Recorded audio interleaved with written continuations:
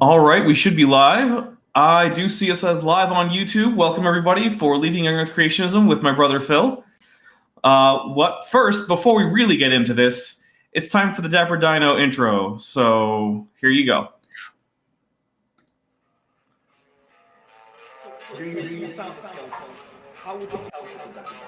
You personally, how would you decide? Well, that's the question. I don't know.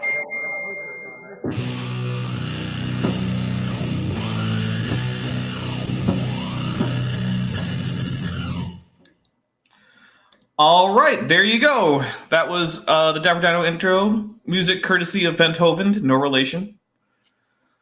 So thank you very much. Now, Phil, you are my brother, so that's an interesting little aspect to this. I don't think I've had I've had your daughter technically on my channel. She answered a few questions for me at one point. So yep, it's true. We are brothers. Yep. I was gonna say I don't think I've had any family on before, but then I realized no, your daughter, her voice was featured on one of my videos. Oh, that's right. That was last summer. Yep, exactly. So, and Guts a Given, my friend Erica from London. What a stash! I know it's a luxurious mustache, isn't it? Thank you. Now, how connected is that to your being a firefighter? Well, it's a good question. It's not zero. Yeah, it's not zero because I don't know if I were not a firefighter, would I have the mustache? That is a good question. Yeah. It depends what my career would be. I would love to have a beard, but that just can't. Yeah, it makes it hard to get a seal with the breathing apparatus. I know firsthand on that one. Yeah. So they say. I have my doubt. Well, I mean, okay, look, you've got a pretty thick beard. I think you might have trouble. Okay. Someone else with a thinner beard, maybe not, but maybe not. Yeah. All right. But we're not really here to talk about facial hair. No, we're not. We are here to talk about leaving young Earth creationism. And so we're going to start with the question I usually start with, which is, when did you become a young Earth creationist? So I would say that our both myself and you, I don't want to speak for you, but I would say it was very similar timing, right? Like most, if not all, young Earth creationists, that stems from some sort of religious belief. Yeah. So I guess I couldn't pinpoint a year to this, but growing up in a family where, church, we'd be going to church on Sundays. It certainly stemmed from that. And the earliest, I was probably less than 10 years old, right? I would think so, yeah. It's basically as far back as I can remember having beliefs on that, which I suppose is probably the same for you. Yeah, for sure. And you don't really, when you're that young, you certainly don't think about it as something that's wildly outrageous. Right. Nor do I think that people who grow up in a religious faith-based household, they're not being deliberately lied to, right? Certainly, I don't think they are by their parents or even most the people in their church who are teaching these things. I think the deceptions come from the professionals, right? Like the Ken Hams and the Kent Hovens.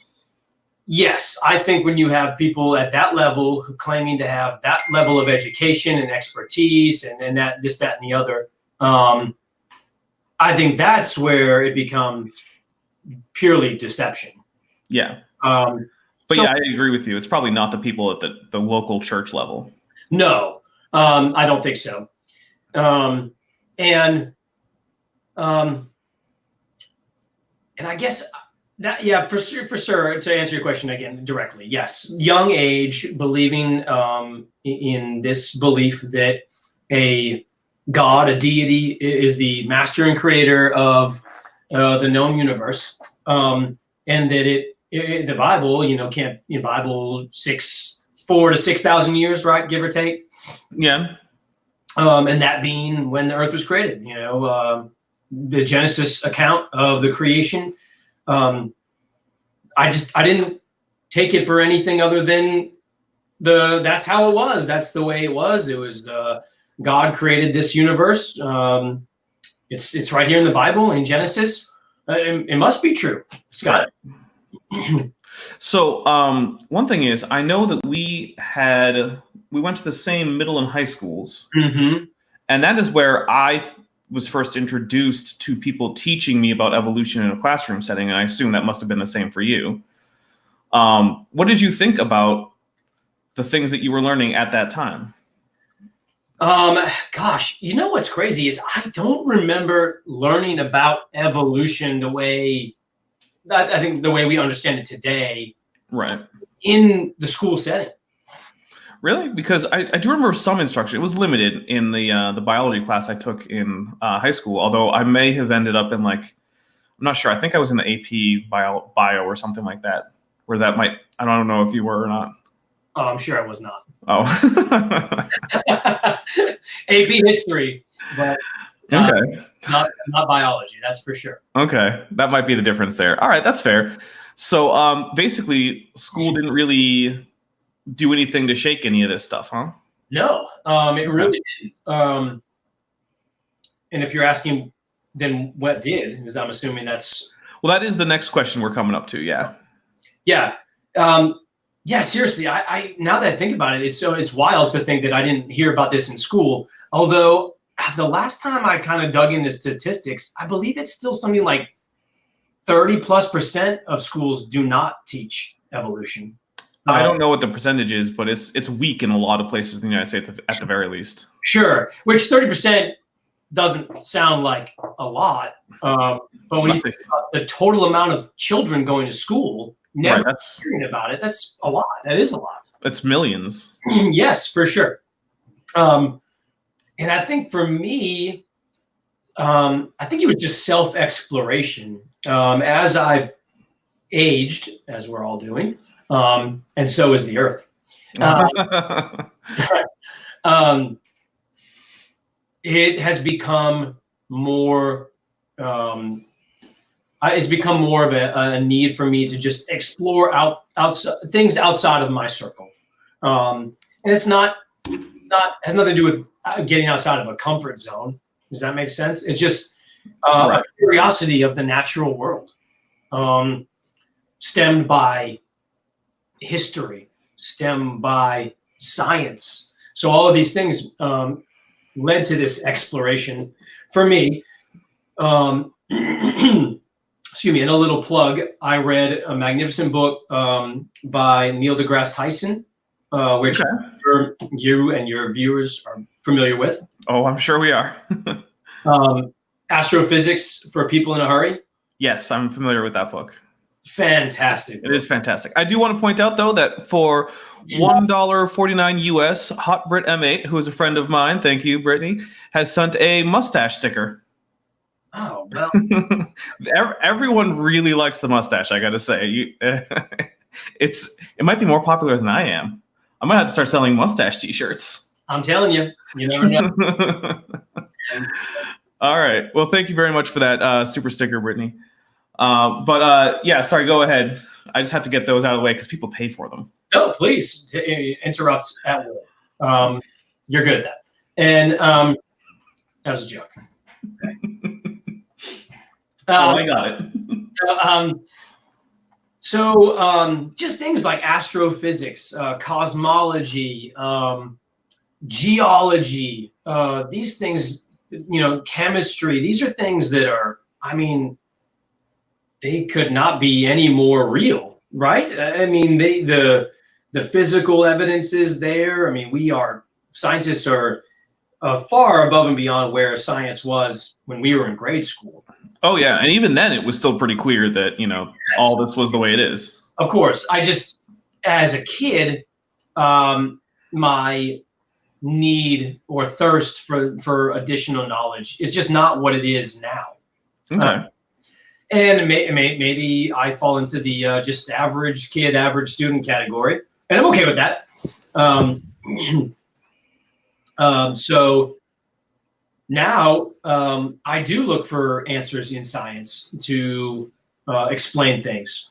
So yeah, I mean, there's just no other way to put it. It's out there, and are we going to have answers to every question? Probably not, right? Else, probably not in our lifetimes at the very least. For sure. I mean, if ever. But about how old were you when you realized that, hey, the Earth is not 6,000 years old or 10 or whatever, and humans have non-human ancestors, and life has a common ancestry that it shares across the board. Like, how old would you say you were at that point? Oh, I was probably in my 20s, honestly. Okay. I would say I was in my 20s. I'm a prior military guy like you. Mm-hmm. So probably somewhere along the line of somewhere in that military career span. I'm sure, this may sound ridiculous, cliche. I probably saw something on the Discovery Channel, honestly. I mean, hey, that'll spark your interest. Yeah. But I just want to get this right. So you were a Marine who was reading books? Were you the only one who could read in your entire platoon? No, I was not the only one that could read. There was a lot of reading going on. Oh, was there? Okay. Someone has a book, they finish it, share it with the next guy. Books. Actually, yeah, that happened a lot on the aircraft carrier too, because there's only so many books that people bring. Yes. So once you finish the books you brought, better trade. Otherwise, you're going to start getting bored. That's exactly the way it went. So, although, and that's where I did a lot of reading is on ship. Okay, there's really not. Oh, I know. Navy guys have a job to do. Us Marines are just hitching a ride. Not a whole lot for us to do. So a lot of reading. None of those books had to do with evolution, though. A lot of history books. Not a lot of scientific books, but certainly, again, I'm sure I saw something on one of the History, Discovery, National Geographic, one of these channels that is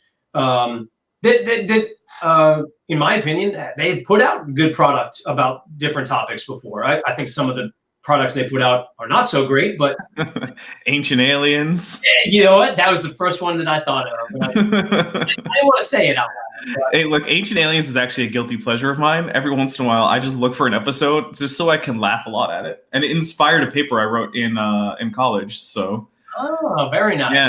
Yeah. They have this one talking point about ancient Egyptians having light bulbs. So I wrote a paper about why their supposed carving of an ancient Egyptian light bulb is definitely not a light bulb.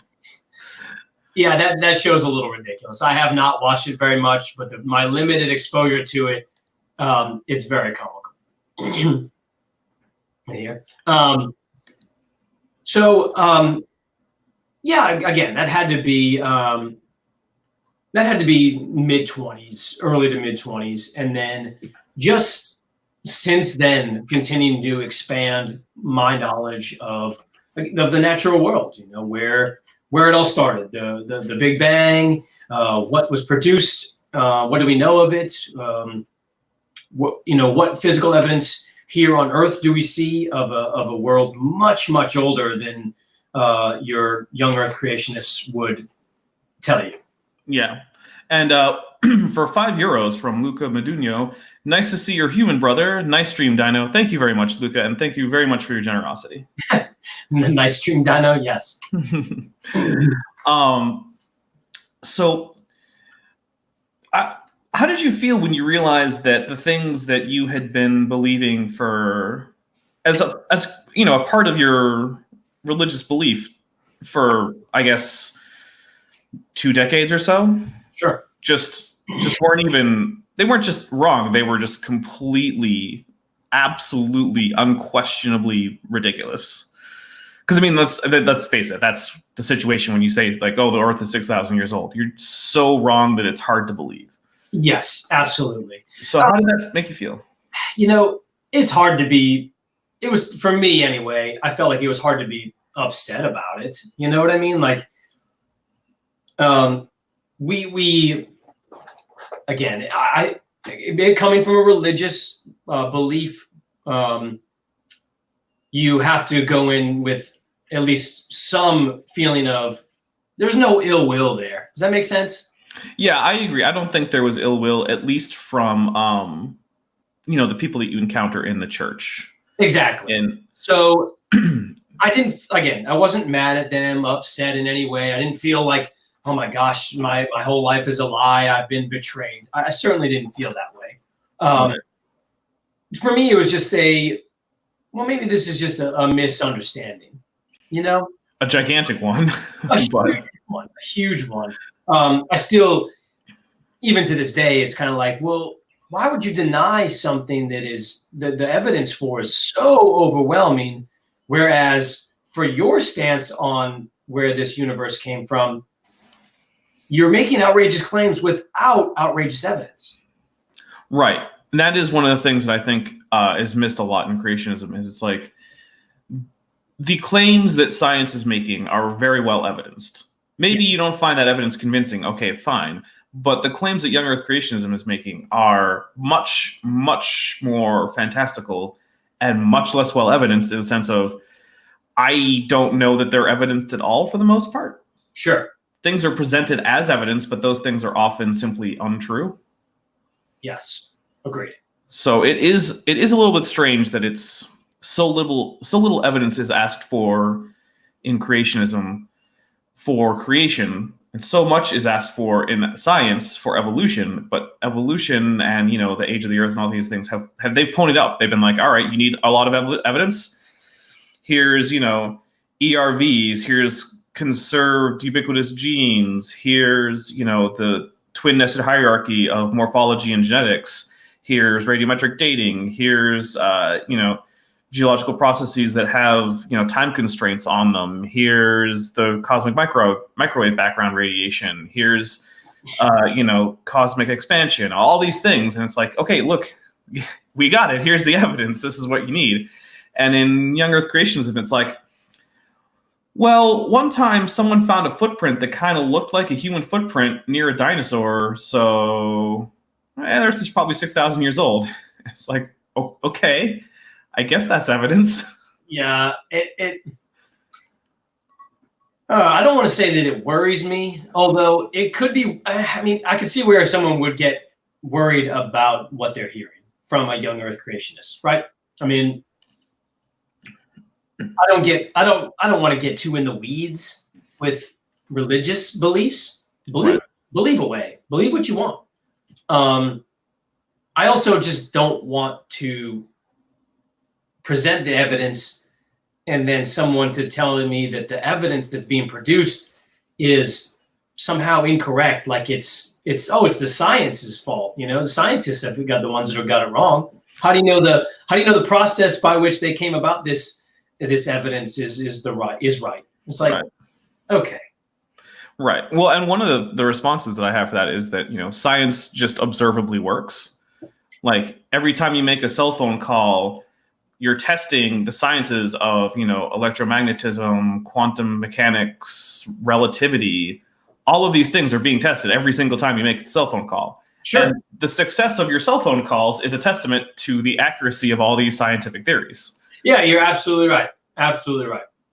So it's one of those things where it's like the same kinds of process that give us things like cell phone calls also tell us, hey, you know what? You are genetically and by descent related to a chimpanzee, and both of you are related to gorillas, and the bunch of you are related to orangutans, and all of those groups, they're all related to the gibbons, which, by the way, hi again, Erica. Shout out for the gibbon in the chat. So yeah, it's the same process that tells us all these things. And it's even the same process that can tell you, like, I took the Ancestry.com DNA test, and I believe I shared those results with you, right? Because yes, I seem to remember that for sure. Yeah. Well, it's the same science again there. It's like, how do they know where, our family is from? Why does it match up with the genealogical records that other family members have dug up from records? That's right. Because the science works. Yeah, I like the that's not the right word, but it's always interesting to hear the DNA talk from a creationist, about, well, how do we know this DNA link is so good? How do we know we can trust it? It's like, well, would you want to release every murderer in death row that's been put in prison because of DNA evidence? Is that what you're saying? That we should just dismiss all DNA evidence? Right. All the murders, all the paternity cases, all the just get rid of it. Exactly. It's like, no, you're not going to turn around and say that. So why are you so hesitant to listen to in this regard? Right. It does strike me as strange. I do want to ask another question though about the whole process of leaving young Earth creationism, which is, I assume you still have people that you're close to who are young Earth creationists. That's true. And to what extent have you told them that you are not a young Earth young Earth creationist, and how has that affected those relationships? Well, I don't think it's diminished the relationships in any way. Okay. I feel like it's hard to imagine that I would associate with someone knowing that if I presented my viewpoint on any given topic, and if they disagreed, there would be some like degeneration of our relationship. Does that make sense? Yeah. You feel like you would choose better friends than that? Yes, I'm capable of choosing better friends and reading people's personalities a little better. At least I like to think so. Well, hopefully. Yes. And so they all know I do not believe that this earth was created in 6 days at all. Yeah. Not only do I not believe it, I know it to not be true. Right. It's not a realistic option at any point. Of course. And to that, it really is to each his own. I'm not here to try to convince a young Earth creationist that what they're saying is totally wrong. I believe it to be and really know it to be. But I'm not here to convince them of that. If that is truly what they believe, fine. I'm totally okay with it. I've had plenty of moments in my life where I believed something. Some of the things I still believe, some of the things I look back and I'm like, gosh, I was so wrong on this. Totally changed my viewpoint. Does that make sense as well? Oh, yeah. And I guess I would say that, I guess the other part of me can't understand why can't they wrap their heads around both, right? And what I mean by that is, if you believe that a god, a deity, some supernatural power created the universe as we know it, and if you believe that to be the God of the Bible, the Christian Bible, then why can't you just say, okay, he created it, but he did it in 14 billion years. Right. Right? I'm sure you've heard the day age theory in Christianity. Oh, yeah. So, yeah. I mean, where a day was millennia, right. Or perhaps even longer than millennia. Oh, absolutely. So I think there's very few that I know willing to just get behind that. At least they believe that, at least you could believe that evolution occurred. It happened the way science is proving that it happened, but there was a creator behind it. I can at least get down on that. Mm-hmm. But don't deny the science, though, is my thing. Yes, no, please don't deny the science. I mean, these people would say that gravity is a thing and that the Earth is certainly not flat, and the moon revolves around the Earth, and we revolve around the sun, and so on and so forth. That's science. You're not denying that science. Yeah. Although, actually, I do remember once I was having a discussion with Jared from AT2 Productions, if anyone in the chat knows who that is. He's a guy, he does a veterans hangout every week, and I was on one recently, and in the after show, we started talking, what is the difference in which sciences you have to deny to be a flat earther versus which ones you have to deny to be a young Earth creationist?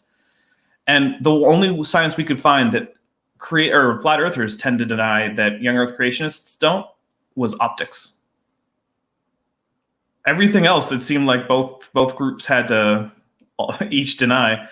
Not always in the same way, and not always to the same degree, but both groups have to deny large amounts of findings of astronomy. So, sure. And I mean, geology, evolution, radiometric dating in most cases. I mean, all of these things in order to believe in either of these. Because one of the other things is flat earthers also tend to be young earthers. Yes. So it's not a coincidence that recently, you know who Kent Hovind is, right? I debated him. Yeah. I do. For a while, he was getting a lot of letters from people saying, "Oh, you're great on the evolution. I just wish you'd get on board with the flat Earth." And he couldn't figure out for such a long time why he was getting contacted by so many flat earthers. But the thing is, if you're going to say that you're going to take everything in the Bible literally, well, the Bible talks about the earth having corners, and the firmament is clearly a dome, and it has gates that let in the cosmic ocean from above the dome to have the floodwaters come through. And it's like, yeah, if you're going to be as literalist as you say you are, you should probably be a flat earther. Yeah. You know what? You make a good point. I think the Very Hungry Singularity wants to take your mustache past its event horizon. I like that. And I like that it's actually the profile picture is actually the photograph that was obtained from all those different observatories around the world, like last year, I think. It was like the first ever directly imaged black hole, which is great. And also, I want to say thank you for everyone who's watching. We're currently at 37, so that is pretty good. But do remember, hit that like button, because that way it helps the channel. It really does. When I get a lot more likes on a video, I notice a lot more people end up watching it in the long run. So that's great. Yeah. So thank you everyone for stopping, for who's here. I just want to say that right now, because I know I've missed some people. I've missed Beach Price, Mage Grey Wolf, my Adkison. A lot of my regular, very loyal fans are here. So is that something that your Young Earth Creationist friends ever actually bring up? Like, is that a topic of discussion amongst you? Or do you just kind of like, we'll just agree to disagree and we'll go smoke a cigar or whatever? Yeah, they don't really want to get too much into it. They have, and I get it. They have deep-rooted faith and belief in what they read in their biblical texts, right? Mm-hmm. Or for any religion, for that matter, not just Christians, but I'm sure those followers of Islam, Judaism, they all have their beliefs. Yep. And again, have them. I don't have any issue with that at all. And they're not looking to debate that. They're not looking to be persuaded otherwise. It's strange because I don't think that they are looking to say that the science that backs up these claims is trash either. They're just, I just don't know if they're willing to put in the legwork, you know? Yeah, and I can see how for a lot of people, things like that are not something that's likely to impact their daily life. Even more basic things like, okay, how many people use light bulbs and toasters but don't know the first thing about electricity? Of course. And yeah, I can see how it's like, okay, you know, I want to get through my day. I want to do my job, come home, hang out with my family or friends, have dinner, go to bed. I don't want to stay up all night thinking about the age of the universe and anisotropy and the microwave background radiation. Of course they don't want to do that. I mean, although, you know, the way I look at it is like, hey, just 14 billion years, you're done. You don't have to think about it anymore. Well, yeah, but they've already got a preconceived notion about that one. Of course. So do you do a lot of science reading about things like that now, like Age of the Universe or evolution or anything? So I want to do more of it. Like I mentioned, Neil deGrasse Tyson's book, which is phenomenal.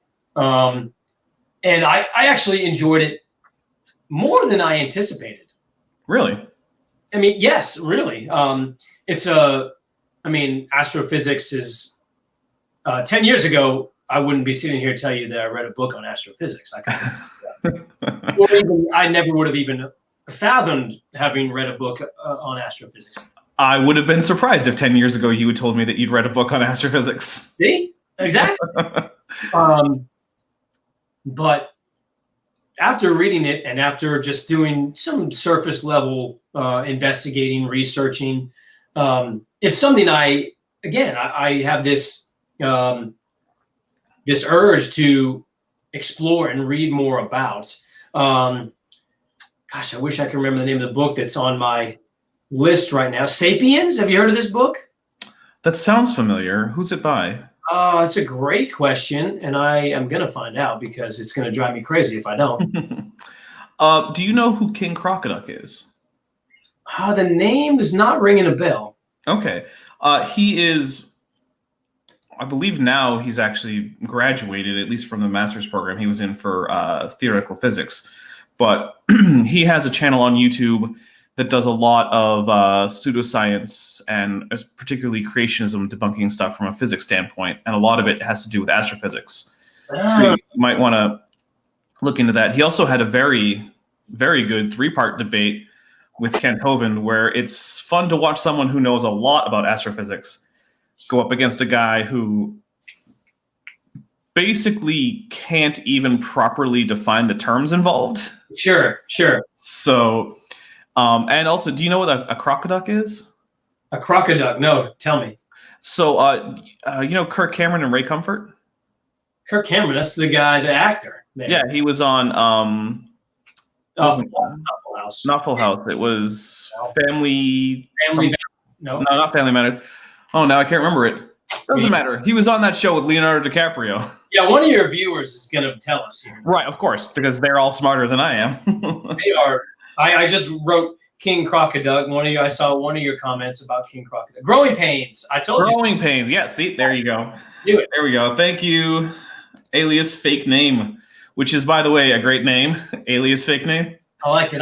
It's like the Wi-Fi network that says FBI surveillance van. Exactly. No, those are great. So Kirk Cameron and his friend Ray Comfort. Ray Comfort runs a ministry called Living Waters Ministry, I believe it is. Yes. Well, they debated evolution on air on it was on some news program. It was on NBC or something. And so they pulled out this picture of a duck with a crocodile head photoshopped onto it. And they said, well, if evolution is true, how come we don't find any of these? And so basically, Crocoduck has become sort of a meme for how badly anti-evolutionists can misunderstand evolution. Wow. Yeah, but then, somewhat ironically, a crocodile with the head of a duck, or a duck-shaped head, was found in the fossil record called Anatosuchus, which literally means duck crocodile. So that was kind of interesting. That happened a few years after that. Huh. Yeah, it was a broad-snouted crocodile. That still had all the teeth and all the same bones that a normal crocodile would have, but superficially, the snout looked like the bill of a duck. Interesting.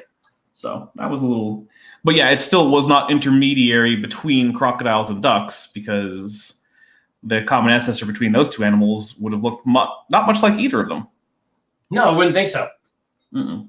No. You probably wouldn't have been able to tell that it wasn't a lizard, basically, from looking at it. I probably wouldn't. For sure, I wouldn't. Well, I probably could have if I had access to its skeleton. There you go. But yeah, it would have been very lizard-like, although its legs would have been positioned strangely for a lizard. But that's not terribly important.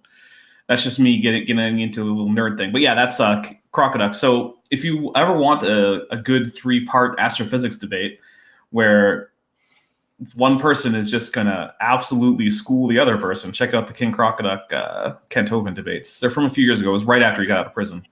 Right after he got out of prison? Yeah, Kent Hovind? Yeah. You didn't know he was in prison? He was in prison for 8.5 years. Wow. Yeah, for tax fraud. Oh, good for him. Yeah. Yep. The defense he offered in court was, well, first, the state has to prove charges, and second, I don't understand what these charges even are. Oh, I didn't realize that your understanding of charges meant that they shouldn't matter. Oh, hey, I'm not his lawyer. Hey, what are you going to do? I sent you our Sapiens. Oh, did you send that in the private chat? Yeah, you'll be better suited to read this author's name than I am. Oh, Yuval Noah. I think it's Yuval Noah Harari. Harari, that's how I said it. All right, see. Yeah. See, you got this. I'm telling you. Yeah, my brother's no dummy. I'm trying. Yeah, our family, we're a pretty smart bunch, I think. I think we are. I think we would get by. We should be on Cash Cab. I don't know if they do that anymore. I don't know. I feel like it's probably over. But we would have rocked it. Yeah, we probably would have. We should have gone around in, what was it, New York usually? Yeah, I think New York. I think they tried to do other cities, but I don't know if it really took off. I don't think our family ever hung out in New York, though. So, No, that's true. 5 euros from Jens van Broekhoven, who, by the way, is one of my patrons. So thank you very much for your generosity on both sides there. I can imagine how complicated it gets when your childhood worldview turns out to be fake. Respect for flipping that page. And I have to agree, it's never a super easy thing. You really have to be open to just saying I was wrong, and it's hard to do. It can be. I mean, I think for me, the older I get, the easier it becomes to say, all right, look, I didn't have that right. You know, I was young, dumb, didn't have full knowledge, understanding, and it wasn't well read. Still, it could be much better. Like I said, one of my goals this year was to read more books specifically on topics such as this. Oh, well, my channel must have been a little bit of help there with some topics. No, I've enjoyed listening to all of it, honestly. Yeah, actually, you telling me that is one of the things that made me interested in this, because I'll be honest, I didn't know that you weren't a young Earth creationist until I think you texted me a little bit after Christmas. So I think I've only known that you definitely weren't young Earth creationist for, what, 3 months, maybe a little bit less, 2.5. Sure, and then it's kind of, yeah, I guess that's right. I guess it's not something you kind of like wave a flag, you know? Right. Evolution is real. Yeah. Well, I mean, and I told you about the channel in August, back when it had 300 subscribers. That's true, and you're up quite a bit more than that now, right? Yeah, I've gained about 1,000 since then. It's awesome. Yeah. So I didn't even know where anyone stood in our family. So it was Now this is a question you don't have to answer if you don't want to, but you may. I want you to note that it has been asked. So, okay. Would you like to answer that question?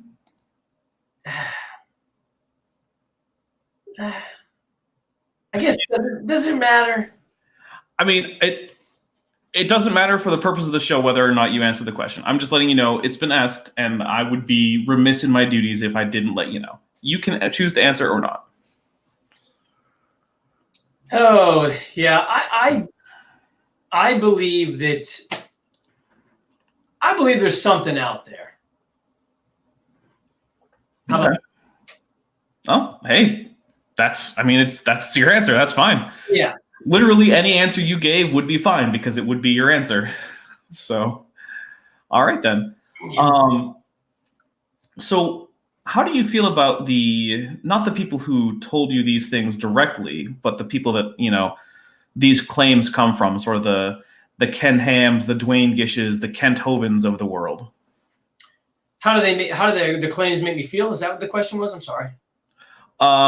Basically, how do you feel about them? Like, do you think that they're scammers? Do they make you angry? Do you feel like they're con men? Or are they like, what, how do you feel about people like that? Sure. So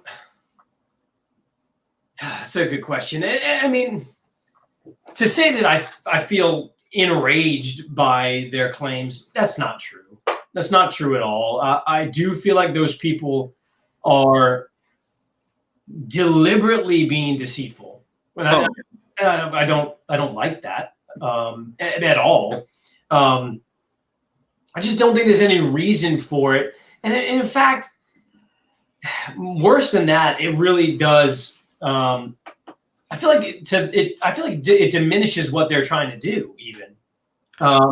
Yeah, if their goal is to keep people in Christianity, I don't think lying to people about science is going to help. Yeah, no, exactly. It's certainly not going to help.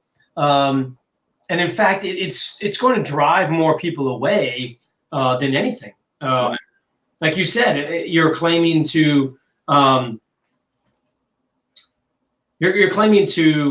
have this information from your religious standpoint, but you're also claiming, again, I'm not going into a religious debate, but you're claiming to know something to be true that you really don't know to be true. Right.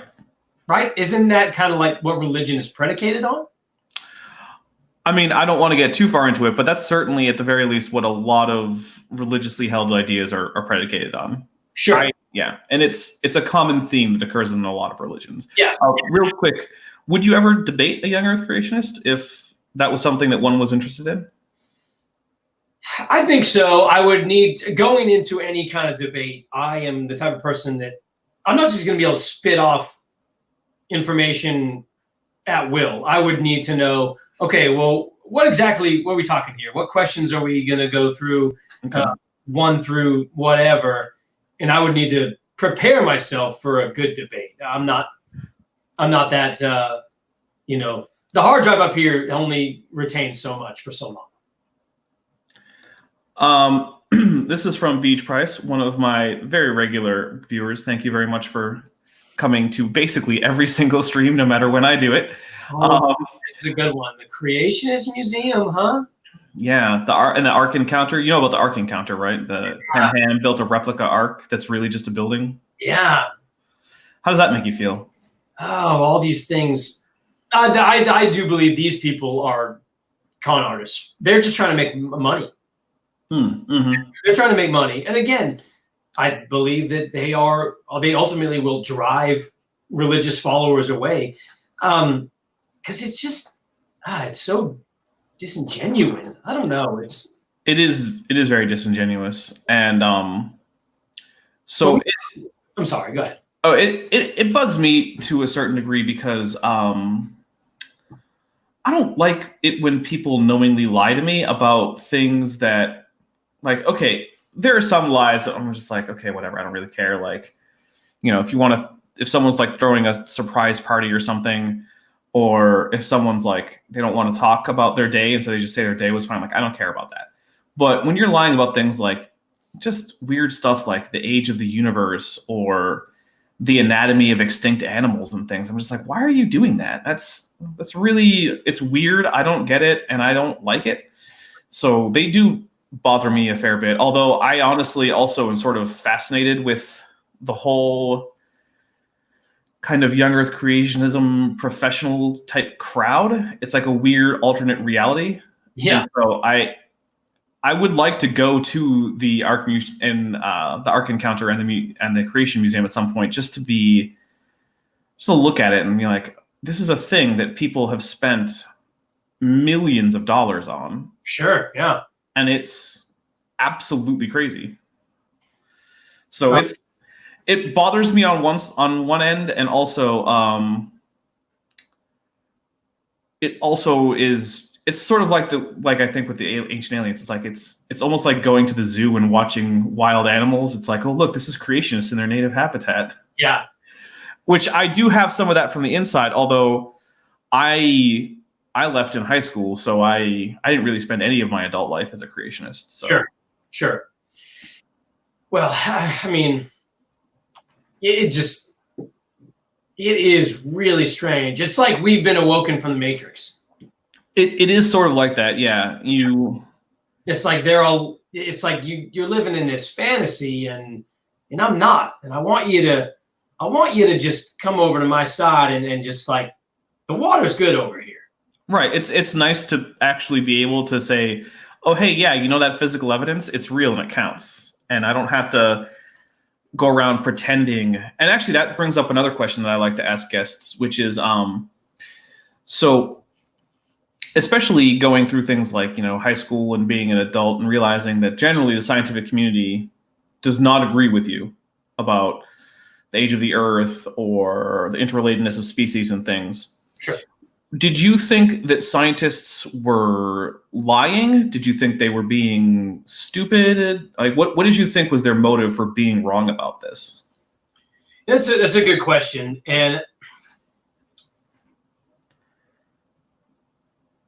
I really like people's, again, their deep-rooted belief in things. Once it's there, it's hard to shake loose. I don't think they were being, I don't think they had like some malicious intent, Well, I mean, the actual scientists. What did you think about them when you were a young Earth creationist? I'm sorry. Did you think? Yeah, because obviously, Yeah, okay, you're saying the period of time I was a young Earth creationist, the scientists saying that, describing evolution, the process, this, that, and the other. What did I think of them? Right. And also, real quick, Vandalia 1998 for $1.99. Thank you for your super chat. If you do go to the Ark, pick me up because I'm an hour away. All right. If I end up at the Ark encounter, I have your email and we're on Discord. So if I'm ever actually there, I'll let you know, Vandalia. But sorry, go back to how did you think of mainstream science? I answered your question, but now I'm tracking. I'm back on track. Okay. It's a great question. I guess I don't remember ever having some feeling of like, oh, these guys totally have it wrong.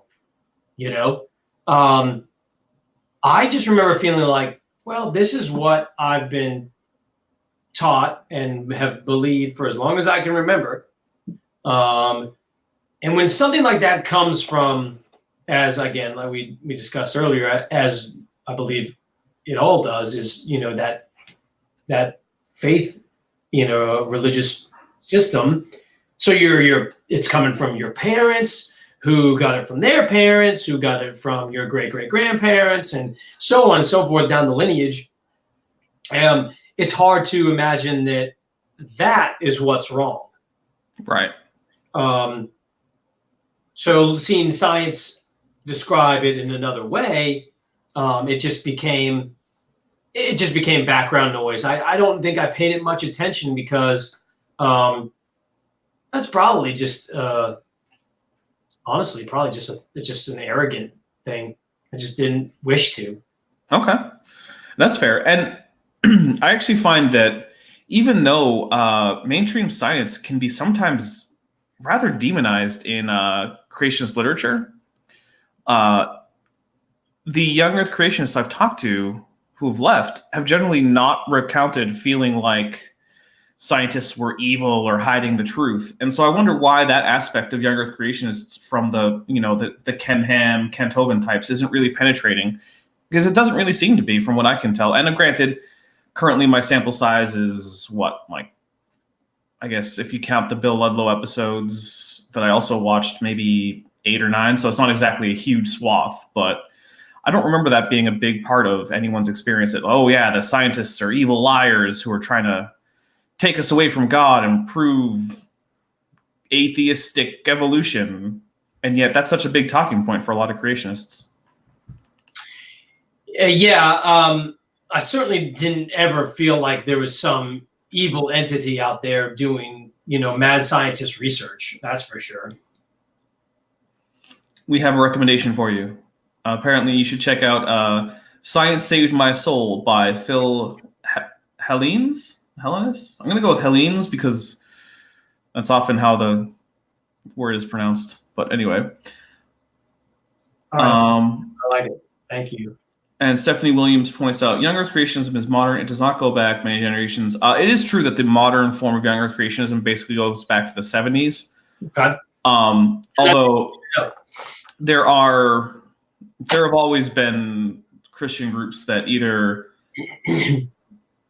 didn't take a stance on the age of the Earth or just kind of had it as a background assumption that it probably wasn't all that old. Sure. In fact, really, the common assumption for the age of the Earth was that it was about as old as history was up until basically the 19th century.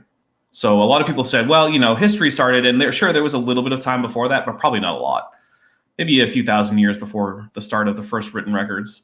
So for a long time, people would say that, maybe 20,000 years old is the oldest the Earth probably is. And then it wasn't until geology in, the 1800s that we really started to realize, hey guys, there's way too much stuff on Earth that has to be old for it to be. And then estimates went up to a few million years old. And then Lord Kelvin said, hey, it's got to be at least 20 million years old even if we just assume the Earth started as a molten ball of rock. Right. And then, when people like Madame Curie discovered things like radiation and radioactive isotopes, and then it was like, oh, it could be hundreds of millions of years old. Yeah. So it was an interesting journey. But it is true that the modern idea of young Earth creationism, where you're trying to slap this scientific veneer over it, is definitely an invention of the 70s. Yeah, that is pretty wild to think about. Mm-hmm. Yeah. Yeah, and it's Yep, and it does. A few people have pointed out that a lot of it came out of the Seventh-day Adventist movement. Even though the people who really made it a big thing weren't Seventh-day Adventists, the Seventh-day Adventists were the ones who really started to push the idea that the literal reading of Genesis required 6,000 to 10,000 years of existence for the Earth. So, although, have you heard the singularity? Earth is at the bottom of a singularity gravity well. So the universe is 13.5 billion years old, but on Earth only 6,000 years have passed, and the whole creation period of 13 billion or whatever years lasted 6 days on Earth. Oh, this is a new one. It's a new one for me too. I encountered it for the first time on my 1,000 subscriber live stream in a video by Genesis Apologetics, and it was crazy. That is wild. Yeah, it was a very strange thing, and they say that sure, the universe is billions of years old, but not the Earth. Right, and the Earth has also been around since the very beginning of the universe. But because Earth was so deep in a gravity well, time basically didn't flow at all on Earth for most of that time. Oh, this is some interstellar stuff here. Yeah, exactly. It's like, oh, every hour on this planet is like 3 years back home. Yeah, seriously. Nice. Yeah, so it's... Did Christopher Nolan have something to do with this thing? I hope so. I want to say it was a Humphreys thing. And I don't know what else Humphreys has been up to, but he's one of those creationists that, like, he likes to write books that no one reads. So, yeah. Yep. Oh, and Trim Tarask has shown up. Pro Phil got a sweet mustache. Thank you. Trim Tarask, let us know when your next rampage is so we can get out of the way. That's a thing you'll get if you play more Dungeons and Dragons, Phil. Go play more Dungeons and Dragons. It's just not in my wheelhouse. No? No. Come on. Hey, you watch enough Star Trek. You're a nerd. I do enjoy the good episode of Star Trek. Yeah. Yeah. That's one of the things that we talk about is, hey, what do you think about this Star Trek or that Star Trek? Yeah. I do enjoy it. I just can't, Dungeons and Dragons is not my wheelhouse. You gotta have a lot of time. My players spend 2 hours a week. I guess that's not that much time. Yeah. So it takes as much time as you need it to take. And for some games, it's 2 hours a week, 1 day a week. There you go. So that's what my players do, because we're all busy. We all have obligations. So we just have 2 hour sessions every Saturday. So 2 hours. Hey, that's it. No matter where we stand, we're cutting it off. If everyone is okay with going longer, then we can, but that almost never happens. I got you. So, yep. So you never know. You might just have time to play Dungeons and Dragons if you want to. But so now we've already gone over. You have kids. What are they being taught about any of these things, or is that not something that's really come up yet? Because I know they're still pretty young. It hasn't. One 6, one 15, 16 months, I guess now. So way outside their circle right now. Okay. That's a good question though, because eventually we'll have to cross that bridge. My feeling is that they need to hear the science. I truly believe that. I feel like that they need to know what, if we're going to teach them about biology, chemistry in school, then that's part of it. I agree. I don't expect them to learn about astrophysics in school. Well, yeah, maybe college. Yeah, certainly not in grade school, high school. But yeah, I feel like that's something they need to be introduced to, and need to know that there's just as much evidence for evolution as there is for gravity. Yeah. I've heard people argue more. I don't know if I agree, but they're certainly on similar levels in terms of confidence in science. So, do you know if I don't want to be too specific about where you live, but your state's like curriculum and stuff like that for high school, how is it on evolution? Do you know the education standards? And I'm not in a state that we grew up in. Right. So I don't know. I've never even bothered investigating what the high school curriculum here even looks like, you know?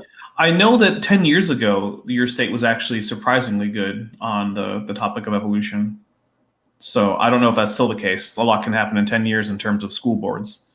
Of course. I'm sure there's some way to investigate school curriculum. There's probably, I would imagine all of that is available to the public.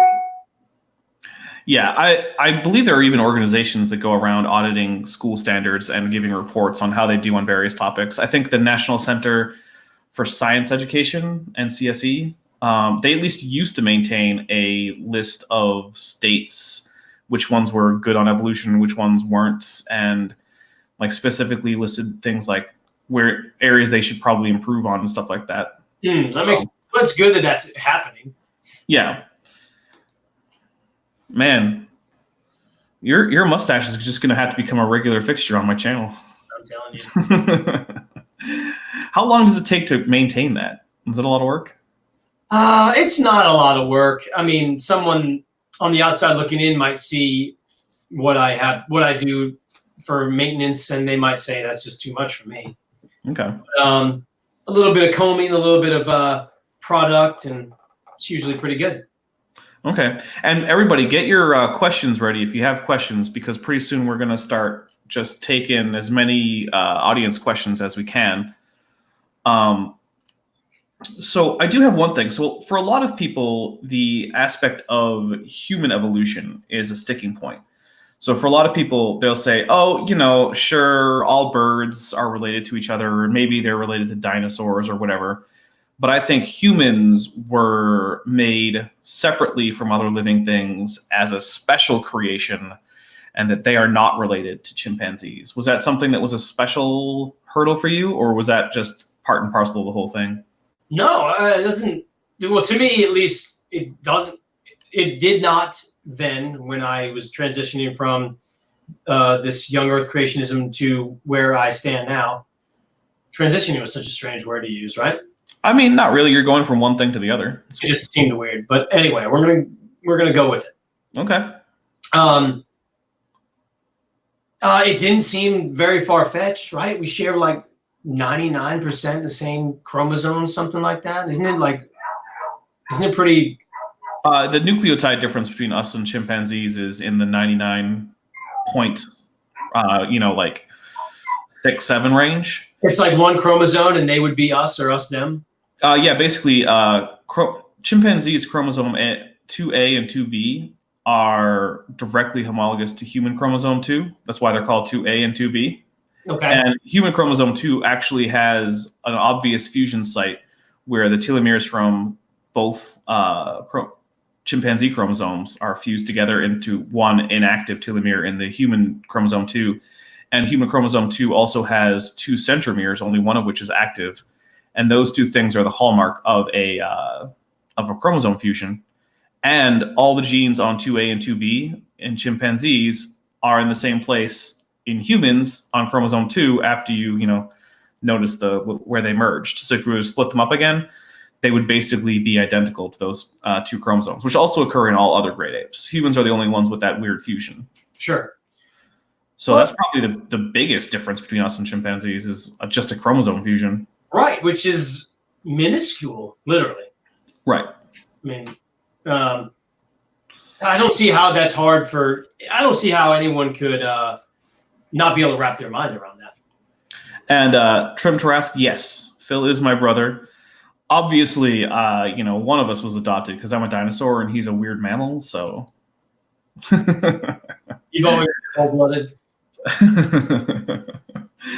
And TD Lane, have a good day. I hope this wasn't too early for you or anything. It's probably on your lunch break or something. This is definitely one of my more European friendly time slots that I've ever had. It's not super friendly for all my American viewers. So sorry about that. Middle of the work day. Yeah. Unless they all work shift. Are you all shift workers? I'm not. They might be. They're all shift workers. That's what it is. Okay, that could be it. We'll go with that. Man, shift work is rough. It is not easy to get a good sleep cycle going when you're doing shift stuff. I love it. Well, I mean, it definitely has big advantages. I'm not going to lie. Yes. But it also has some disadvantages that people who don't work shifts do not know about. It can, for sure. Yeah. So I think it's one of those things where, like, some people are not well equipped to do shift work and should not do shift work. I agree. So, Jens van Broekhoven is a home worker in IT. All right, that's pretty cool. Oh, that's awesome. Yeah, that's a good gig. He's one of them slaving your computer from his basement. As long as it's not his mom's basement. Let's see. Why doesn't Dapper have a mustache? I would have to put on a fake mustache because I can't grow hair because I'm a dinosaur. Can you grow feathers? No. Ceratosaurus, no feathers. That's too No. We even actually have extensive skin impressions from Ceratosaurus. Scutes and scales, no feathers. that's too bad. I know. Let's see. Oh, here's a question. Oh, what's up? What does Phil think Behemoth is in the Book of Job? Yeah. Oh, you know what? I don't know. I think it's hard to imagine it's referring to a dinosaur. I agree. I think that's the least likely answer. I believe it's probably just some large either sea or land animal that they just didn't assign a name, right? But someone made up the term elephant, the name. I mean, right, it's probably just some animal. Do you think it could have been an elephant or a hippo or what? I don't exactly remember. In Job, is it referring to a land animal specifically? Well, it does say it hides among the reeds, but those are a shallow water plant, so it's clearly not a like an ocean going creature. Okay. Well, I mean, it could be a shark, right? Reeds in a tidal river. I suppose, but it also has a tail and testicles, so probably not. Oh yeah, a manatee. I suppose. Manatees don't have external testicles, so even then. But then again, neither do elephants or hippos, so maybe. And they don't know what they're missing. Well, they have them internally. Yes. Well, okay. Well, then, hey, who am I to judge? Hey, you can just say, I don't know. I mean, I don't know. I'm trying to. Yeah. I don't know. Hey, whatever it was on the ark. Oh, obviously, yes. From Tyler West, does Phil feel liberated since leaving Young Earth Creationism, or is it an uncomfortable feeling? Oh, I don't know if it's either. I don't know if I feel some wave of liberation, or do I feel uncomfortable about it? It just has become what I now know and take as fact. And I'm okay with the fact that previously it's something I would have maybe not outright denied evolution, for instance, but I don't know if I would have. I don't know if this topic would have held so much sway over my emotional state. Yeah, hope that helps. And that's fair. Yeah. The evil Scotsman says, in reference, I believe, to Behemoth, that it was Godzilla. I'm going to have to disagree and say that since Leviathan is a sea creature, Godzilla comes out of the sea. Leviathan breathes fire, and so does Godzilla. That Godzilla is a much better fit for Leviathan than it is for Behemoth. Yeah, I agree. So there you go. And also, we don't have any Godzilla sounds on this stream because I remember to silence my phone. Because that happens every once in a while. My phone will make a Godzilla noise on stream. Let's see. From Eric Virataler 92, who actually we did an episode of Leaving Young Earth Creationism with Eric. So that was another one of my guests for these. Does Phil think the Genesis flood was just a local flood or entirely mythical? Ooh, good one. Entirely mythical. Okay. I actually think that there's a fair chance that it was based on a local flood, that was what spawned the legend, but entirely mythical is also a totally reasonable answer, because myths like that don't have to have a kernel of truth. People say that they tend to, but they don't have to. That would certainly, let's say it was a local flood, it would lend credence to the amount of animals being able to fit. Yeah, like if all the animals from like your farm and like a few wild animals from the countryside got in your boat, like, okay, yeah, you could probably fit those all on a boat. Yeah, for sure. Helios575 says, my bet for behemoth is a wild boar. They meet all the descriptors and are more dangerous than tigers to people who don't have guns because they are meaner.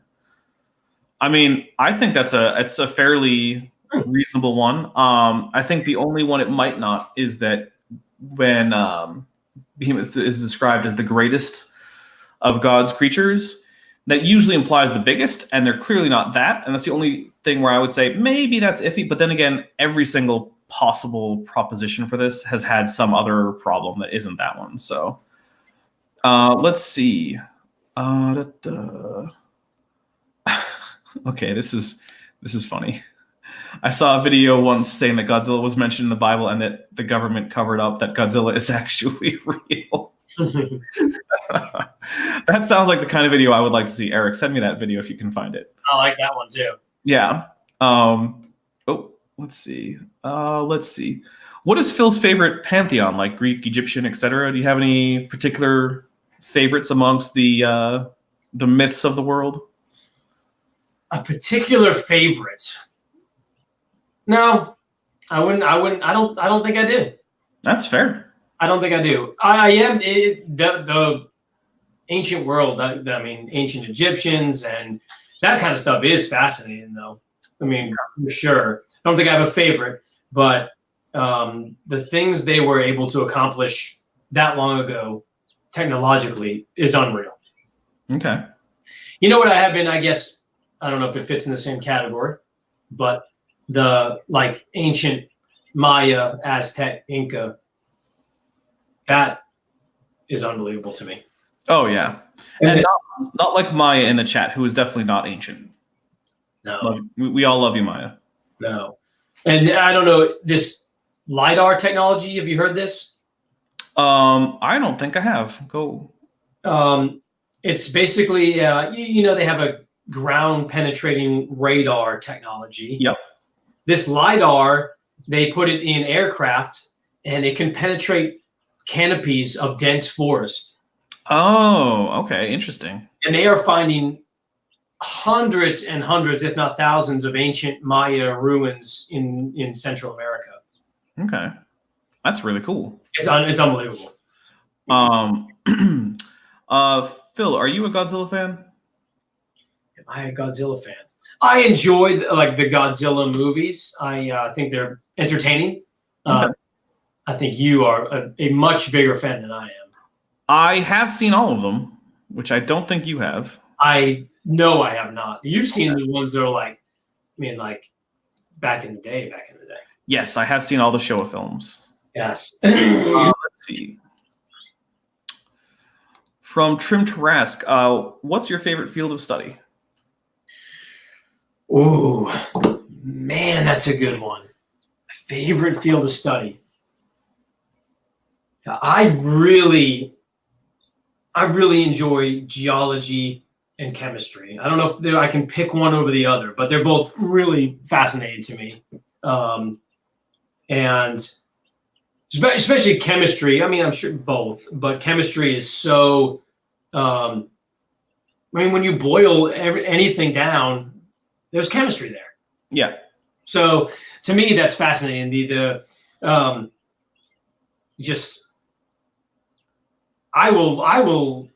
the person that will look at a periodic table for hours, just kind of studying the information that can be gathered just from the periodic table. Right. Yeah, I think that's fascinating to me. Okay. How do you interpret Genesis now that you're no longer a young Earth creationist? Oh, how do I interpret it? I think what's most likely is that Genesis. Well, first and foremost, we have to remember that this was written by men, and I believe that most even theologians would say that Moses is not the author of Genesis.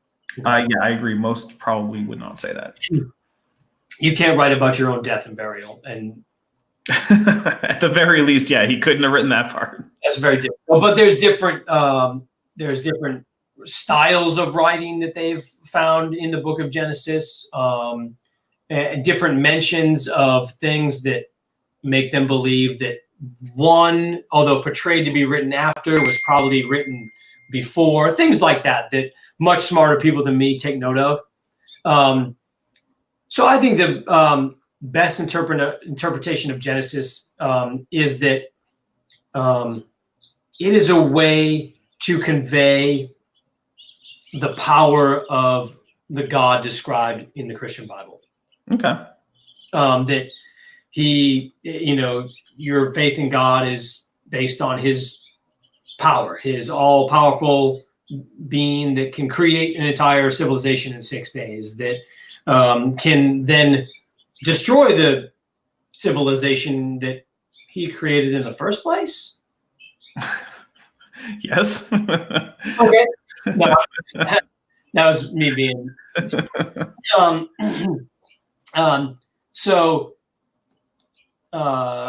then having the power to then also create hundreds and thousands of languages so that the people can't work together. Right. So I believe that's the best interpretation, to see the power of this God. And I do want to point out, we are actually getting a fair few questions in here, and I don't know. There's a chance that we will not end up getting to every single question that ends up getting asked. But if you want yours to come to the top of the list, just super chat it, and that will be the first one. I will read those before I read any others. But other than that, we are going in order in the chat. So if you want to jump ahead, that is the way to do it. Otherwise, we're just going to go through, and if your question doesn't come up by the time we're out of here, I don't know. Sorry. Jens van Broekhoven asks, do you hold a grudge towards YEC preachers? No, it's not worth my time. Okay. Yeah. My capacity for that kind of thing is non-existent. I have a family, as most of you do. We have great friends. It's important for us to, and when I say us, I mean my family, for us to nurture those relationships. So giving any of this other stuff any bit of my time, it's just not going to happen. Yeah. It's not worth it. Okay. And I think I genuinely agree. I don't have a grudge against at least the people who are just pastors at a church who, teach young earth creationism, like whatever. And as far as the debunking thing, for me, a big part of it is just that it's sort of like a format for me to talk about science, because what I really like talking about is all the science stuff. Sure. Like, if you hear me, well, I guess you can't, but like if you were to listen to my like pre or after shows with people like I did an Alex Rubenstahl, who's a paleontology student, with Erica, who's a primatology student, with Landon Kurt Knoll, who's an astronomer.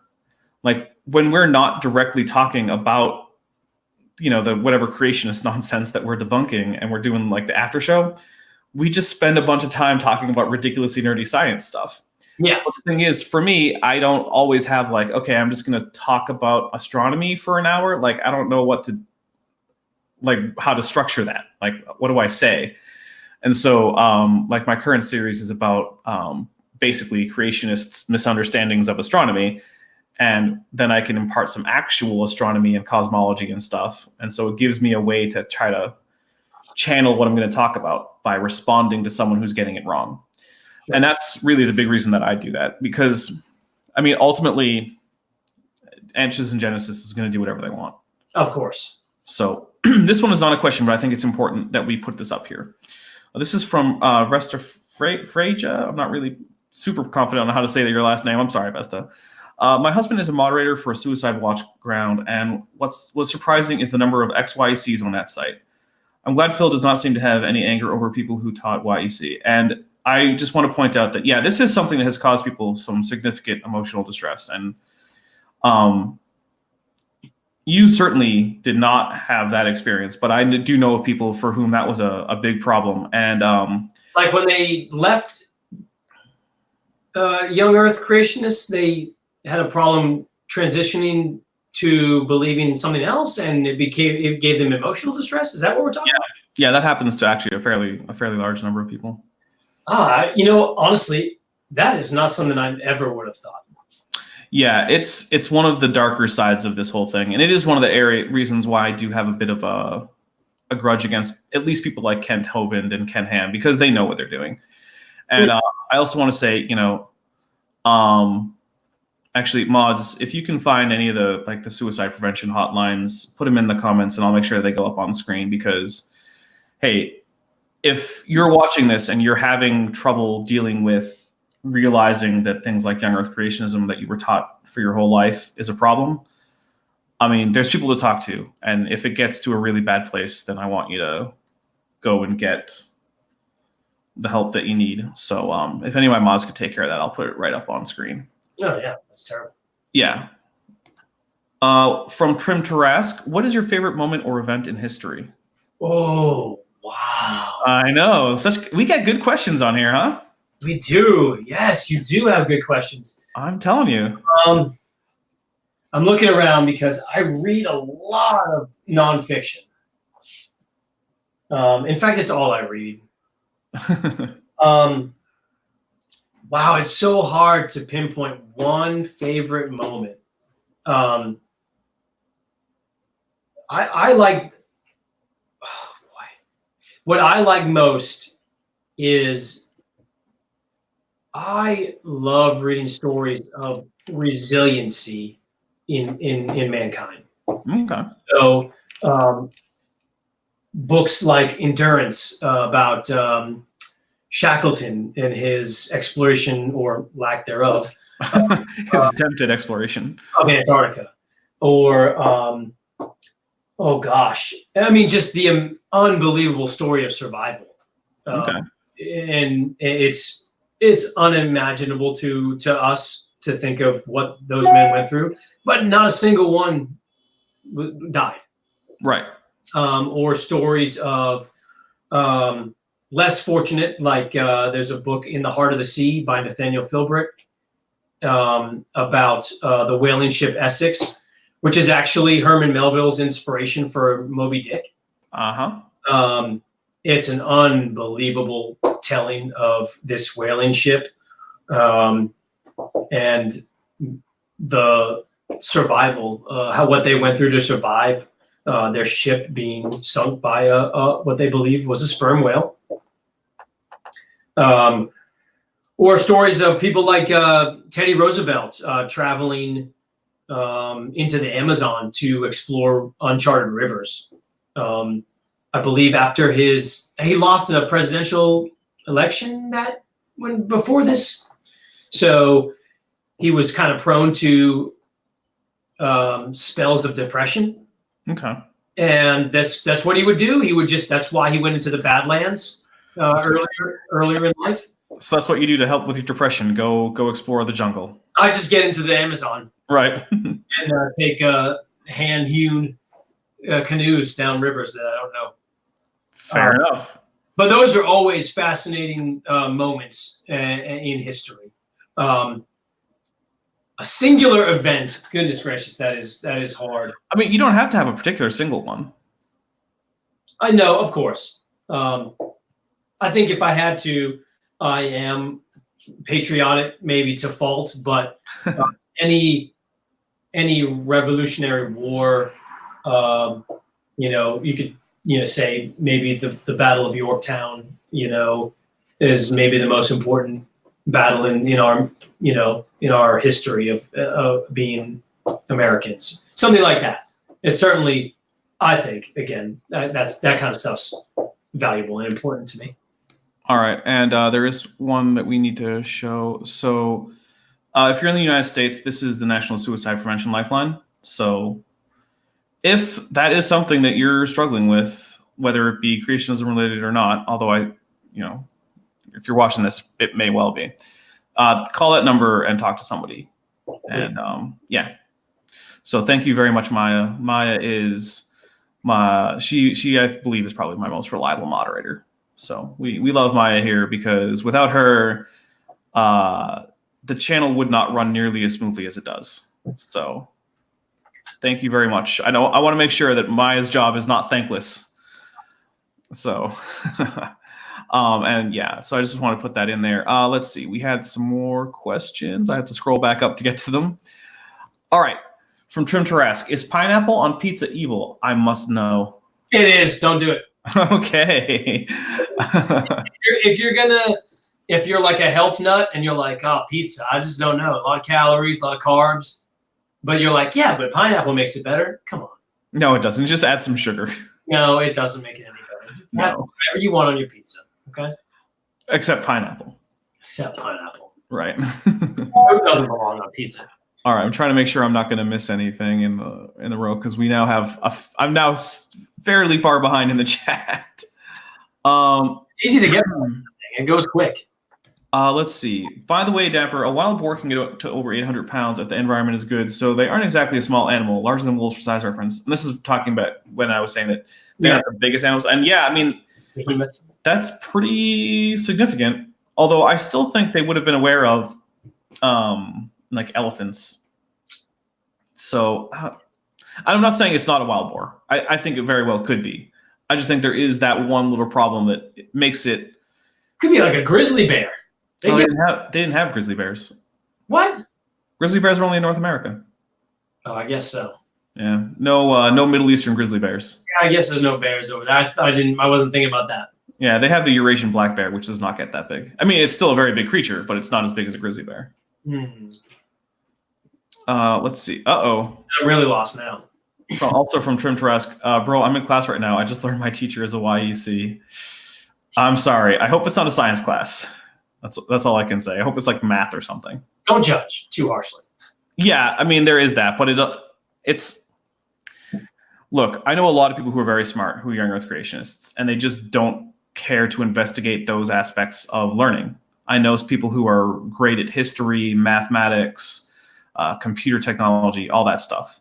Oh, of course. So you can be a young earth creationist and also be a brilliant person. I do stand by, though, I hope they're not teaching you biology or astronomy or geology. I hope it's something like math or computer technology or something.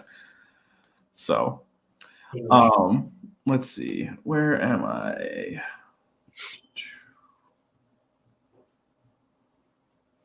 All right. Let's see. What else you got for me? I'm trying to scroll down without going so fast that I can't read anything. Oh, here we go. Let's see. Oh, wait. Well, Thank you. I like my brother too. Thank you. Yeah, you're welcome. Uh-oh. Does Phil eat hot dogs with ketchup? Phil avoids eating hot dogs. Okay. But let's say, it's Labor Day or something.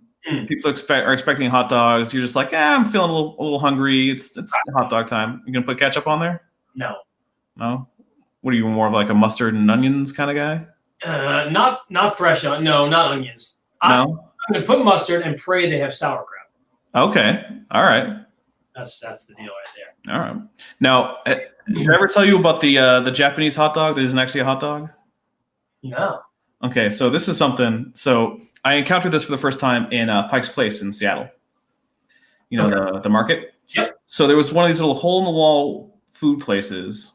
It's basically a food truck, except it's actually made inside of a little tiny stand. But like that's the kind of scale of operation we're talking about. Like there's one cook back there. He's got a little menu written up on like chalk. All right. So this was a Japanese place, but it had bratwurst, and on the bratwurst was a little bit of wasabi mayonnaise, which is just wasabi powder mixed thoroughly with mayonnaise. The bun was toasted. It was drizzled with a little bit of soy sauce, and then shredded nori and carrots. Man, I bet that was good. It was really good. But I will also say, do not eat those and then drink several dark and stormies, because that does not make for a good mix. Hey, I don't want to hear. Nope. I already know. Yep. It's it doesn't work out well. Hey. I mean, hey, I had a great night. I just didn't have a very good morning. Yeah, things get dicey, huh? Yeah, they got very dicey the next morning. Gotcha. Yeah. Let's see. Oh, this is in reference to pineapple on pizza, which was invented by a Canadian, and we are very, very sorry about that. Thank you, Mung Mayfair. I accept your apology on behalf of people who eat pizza the world over. Hey. Let's see.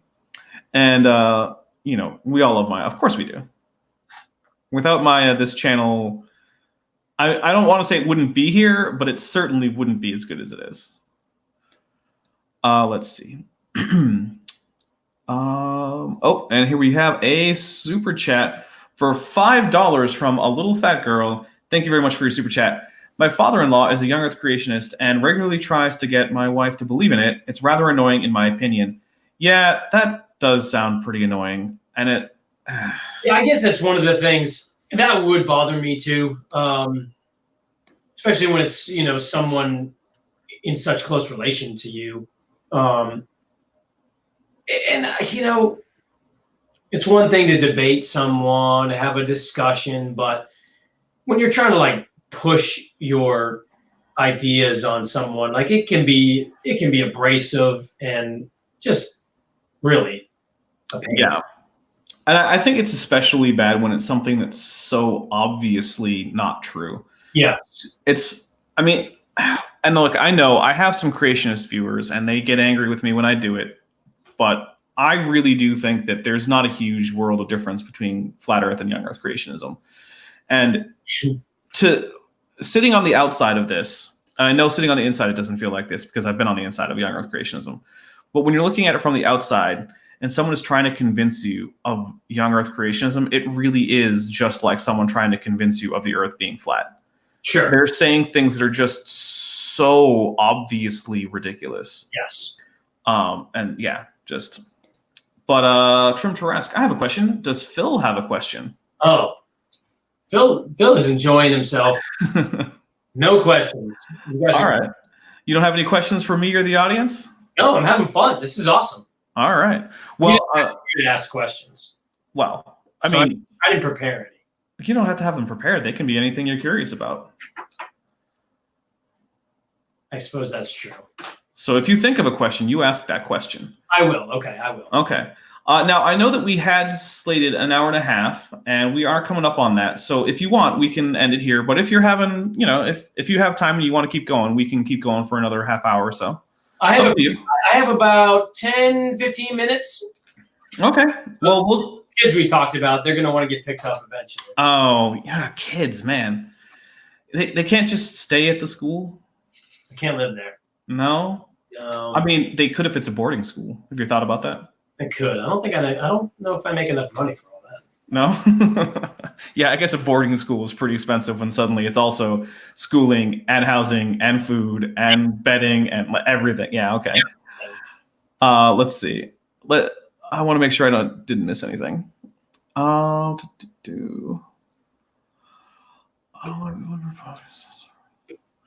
yeah, this is a good one. Like the whole world being repopulated through incest is more reasonable than evolution occurring. Yeah, that's a bit of a problem with the flood story. Oh yeah, I wasn't even going to go there, but yes. Yeah. Or you and I had a conversation the other day about what did the poor lions eat? The only 2 lambs that they were slaughtered and given to the lions. Right. Well, lambs there could have been up to 14 because they were clean. So maybe he took on the 7 pairs of the lambs, but still. 14 lambs are not going to last a lion very long. No, not 40 days. No, not even. Well, and the ark took a year, according to the story, to go from everyone getting on to everyone getting off because the rain lasted 40 days. That's true. But the flood waters didn't go down enough for them to get out for a whole year. So let's see. Oh, and this is in reference to a little fat girl, his father-in-law. He's hook, line, and sinker with YEC and is also a biblical flat earther. Oof. He has pretty much the same talking points from AIG. That is rough. Yeah. From Tim Tarask. Today I learned I'm surrounded by YECs. Even my girlfriend is a YEC. Dude, I don't know what to tell you. Are you in Alabama or something? Because one thing is that where we grew up, YEC was not a very common thing. It No. was common in our church and our circle of friends from church, but in the wider population, not at all. You must be in the Bible Belt. Yeah. I know the feeling. Is Dapper happy his mammalian brother left YEC? I am. Yeah, it was. So when I told my family about this channel in August, when, you know, it barely counted as a channel, right? It had almost no subscribers. I wasn't even expecting it to be monetized anytime in the foreseeable future, any of this stuff. I was not really clear on how anyone was standing there, except for one conversation I'd had with our father, maybe 18, 17 years ago or something. Oh, wow. Yeah, I mean, that was the last time I really had any conversation about any of this with anyone in my family. And so when we had that text conversation and phone call, The two of us. Yeah, the two of us. That was the first that I heard about it, and I was like, "Oh, well, good. I'm glad, because, you know, sometimes I feel like, well, do I have to, you know, walk on eggshells or anything?" And yeah, so we're gonna let Phil have a quick break, and I'm gonna take any questions you guys have, and let's see. Let's see. Where was I? Oh, Beej, I will make sure to ask that question when he gets back. Let's see. Helios 575. I would super chat, but I just spent all my money on Total War Warhammer 2. Sorry, Dapper. Hey, that's all right, because you know what? We got to play that last night together. That was pretty fun. Let's see. Vesta, I had an uncle who was a YEC. I was raised as an Anglican. Needless to say, he was not a favorite relative of mine, because I would have counter arguments for his YEC nonsense. Yeah, the Anglicans are pretty good on the age of the earth and evolution and stuff. It's really sort of a evangelical Protestant North America sort of thing. Let's see. The flood would have created an even bigger bottleneck than we already have. Yeah, by orders of magnitude. That's from Vandalia 1998. From Trim Tarask, why does Phil rock being bald? All right, I'm going to ask him that question when he gets back, but here's my answer that I'm going to give you. Because he is bald.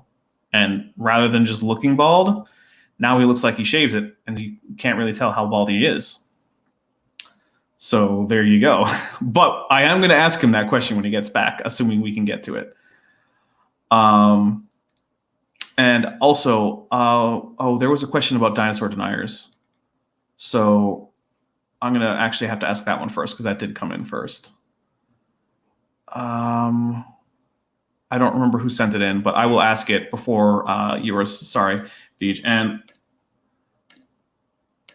here we go. So we have a couple of, well, actually, we have a few questions. I know it was asked, but I couldn't scroll up and find it. It's not this question. What do you think of dinosaur deniers? Are you aware of these people?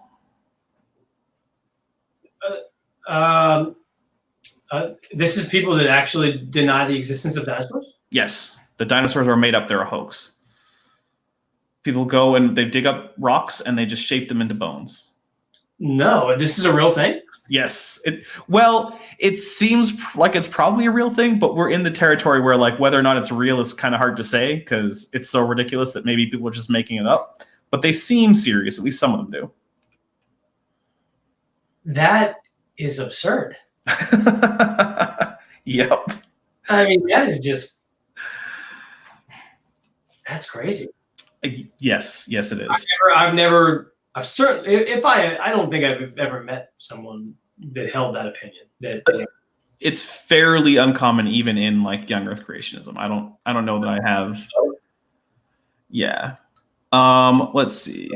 Goodness. And this one here, from Beach Price. What's your opinion on the Book of Revelation? I don't have one. Okay, there you go. I don't have one. I don't know if many theologians have good ones either. I guess it depends on what kind of opinion you're looking for. I think some people have some pretty good ideas on things like what various things were references to in contemporaneous times, because this book was probably written towards the beginning of the Neronian persecution of Christians. And so I think a lot of it probably has to do much more with Emperor Nero and the ongoing persecution being referenced obliquely rather than being actual end times prophecy. Sure. But hey, I'm not a biblical scholar. No, neither am I. And anytime I do happen to be in the book of Revelations, it's incomprehensible, honestly, to me sometimes. Yeah. Well, there is something I've said to people. There's a reason why, if you look at historical church schedules for scripture reading, because up until recently in Christian history, most churches had, this is the reading for this week or this day or whatever, and this is the schedule we're going to follow. Yeah, the Book of Common Prayer. Right. And the Catholic Church has one, Eastern Orthodox Church has one, the Oriental Orthodox churches have one, but in none of them does the Book of Revelation come up. That is interesting. Yeah, it's the only book in the Bible that doesn't actually get read in those churches in church. They put it in their Bibles, but yeah. So I think there's a reason for that, and I think it's because people start to do wild speculation that can be unfortunate. Why do you rock being bald? Well, the unfortunate truth is I basically am bald. There's not much hair left. So rather than going around looking like a guy who wishes he had hair, I just shave it. So that it just looks like that's my chosen hairstyle. Which it is, but right. And since you gave that answer, that's the answer that I gave them while you were gone, because I was like, I don't know what he's going to say, but this is what I'm going to tell you the answer is. Yeah, I am going bald rapidly. Well, there you go. Yeah. Let's see. Oh, and we had said that, are you from Alabama or something? But no, apparently Wisconsin. It's pretty mixed. Oh, yeah, actually, I know some former YECs from Wisconsin. Interesting. Yeah. So I know I apparently know former Young Earth creationists from all over the place. I know one from Colorado, a couple from Wisconsin, Massachusetts, Alabama, lots of places. Yeah, I'm sure you can find them anywhere. Yeah, that's true. Are you aware that I'm a blanket? I am. I saw the blanket. Okay, there you go. If anyone is curious, that is a reference to my merch store, which you can find a link to in the description to this video. I'm a blanket, I'm a pillow, I'm a wall tapestry, I'm a mug, t-shirts, baby onesies, tank tops, canvas bags. Crew neck sweater. I think so, yeah. Yeah, I think so. I'm pretty sure I saw it. All right. Well, then why aren't you wearing some awesome Dapper Dino merch, Phil? Well, I thought maybe you would send your favorite brother one. I thought about it, but it costs almost as much for me to send them as it does for anyone else to get them. Yeah, I bet. So let's see. Oh, that's for. Oh, and that was the dinosaur deniers. I guess I asked that one early. He asked it again, I guess. Sorry, I'm getting a little mixed up with the order of things. Let's see. And this is in reference to dinosaur deniers. They say Satan put the bones there to fool us. Because, I mean... That's... Gosh, it's so outrageous. Yeah. Let's see. How does Phil interpret Adam and Eve, the Adam and Eve story? So, again, kind of what I said earlier, I believe the Genesis, the book of Genesis, to be really just the author's way of showing the power of the Christian God. So, creating man, and then showing that he has the power to create life, and also the life he created was perfect, and the original sin. Okay, so you don't think that there was, say, an original pair of humans ever? No. Okay. what is the YEC answer to why humans exist if we were supposedly living in the same time or the same environment that had things like T-Rex running around? I don't know if you know any of the explanations that are given. I know a few of them. I would love to hear them because I don't know. So some of them are that dinosaurs simply weren't eating meat until after the flood, which is strange since most of them actually say that animals eating meat didn't happen until after the fall, and there would have been a gap between those two. But also, they'll go into things like, dinosaurs may have simply inhabited different environments than humans, even though humans inhabit every environment, basically. Or things like maybe humans just developed ways to kill dinosaurs or put fortifications around their settlements that were hard for the dinosaurs to get through without injury. But for the most part, it's not something that's given a lot of thought. So, yeah. Yeah. Let's see. From Trim Trask, does Phil also know many languages? Oh, no. No. So one thing that's interesting is every once in a while, so as you know, I do a live and also increasingly drunk debunk of Kent Hovind stuff. Yes. Yeah, Kent with Bent. And so a lot of times he'll say, oh, well, if you read this in the Old English or the original Hebrew or in whatever, and every single time he's done that, I've been able to say, oh, well, I can do it in that language. So let's pull it up and let's read it. So that's been fun. I bet that is fun. Yeah. Let's see.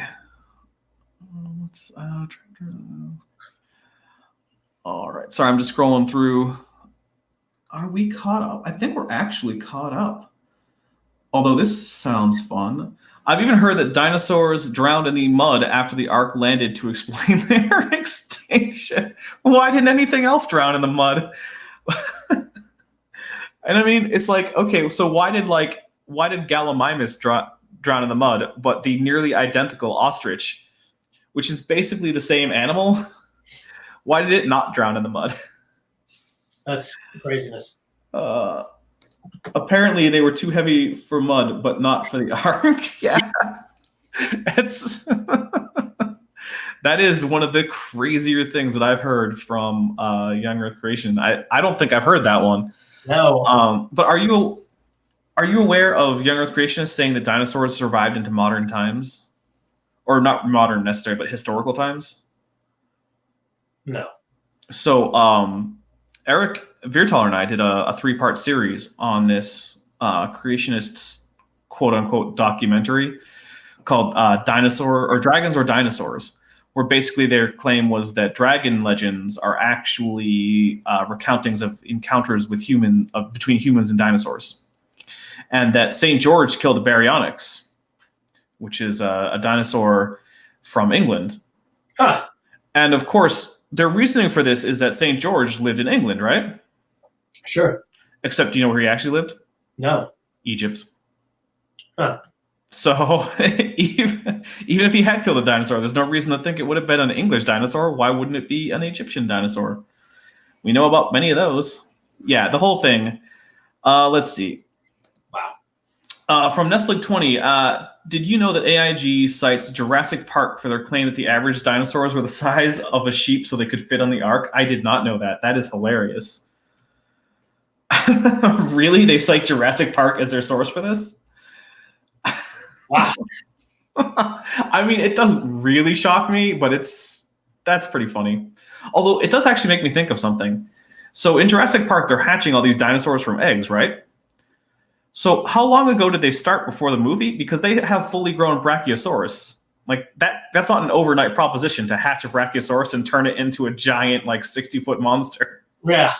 So that's one thing. Like, how long were they keeping this a secret? How long had this park been running in preparation for this day? It must have been a while. So long.